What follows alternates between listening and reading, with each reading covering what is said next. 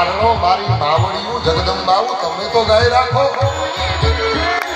ચારણ ગાય નહીં રાખે, આહીર ગાય નહીં રાખે, ભરવાડ ગાય નહીં રાખે, રબારી નહીં રાખે તો શું વાણિયાને કહેશું, લુવાણાને કહેશું, કોને કહેશું આપણે? તમે તો ગૌ સેવકો છો, તમારે તો ગાયને સાચવવાની છે. આ કથામાં નિયમ લેજો. ભલે અમારે ત્યાં 10 ભેંસો હોય પણ અમે ભેંસનું દૂધ નહીં પીએ. ભેંસનું દૂધ અમે ડેરીએ મોકલશું, અમારા બાળકોને ગાયનું દૂધ પીવડાવશું.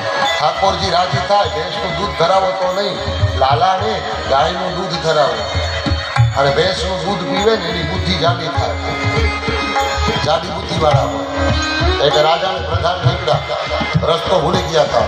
તળાવના કિનારે તળાવમાં ભેંસું પડી હતી, ત્યાં ઝાડનો ટેકો દઈ એક માલધારી આમ બેઠો હતો, પગ ઉપર પગ ચડાવેલો હતો, હાથ આમ બાંધેલા હતા. પ્રધાનને પૂછ્યું, રસ્તો તો પૂછા ને રાજાએ કીધું.